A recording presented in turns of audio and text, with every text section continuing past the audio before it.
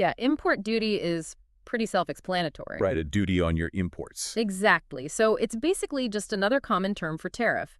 It refers specifically to the tax that a customs authority levies on goods entering the country. So whether you see tariff or import duty, they're basically referring to the same thing. Okay, that makes sense. So what about the term trade war? That sounds a little bit more serious. Yeah, so a trade war describes a situation where two or more countries are engaged in a sustained pattern of imposing tariffs and other trade barriers on each other's goods. It's like a tit for tat. One country will impose a tariff, the other country will retaliate, and it just creates this ongoing conflict in international trade policy. Hmm.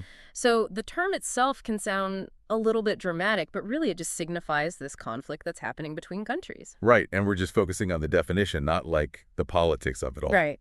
So our last vocab word for this segment is supply chain, Okay, yeah. which we hear all the time these days. So what exactly does that mean?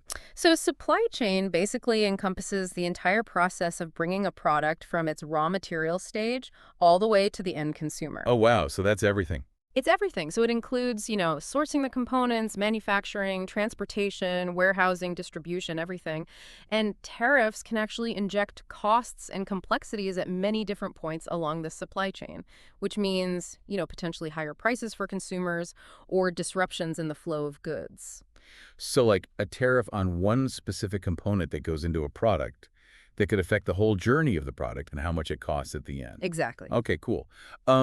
Could you give us some example sentences using some of these terms? Sure. So you might read a news report that says the government imposed a 20% import duty on steel. Okay. Or in a business context, you might hear disruptions in the global supply chain due to new tariffs are forcing manufacturers to look for alternative suppliers. Okay, so those are good practical examples of how you might actually see them used. And it's really helpful, I think, to see them in a sentence and not just, the word by itself.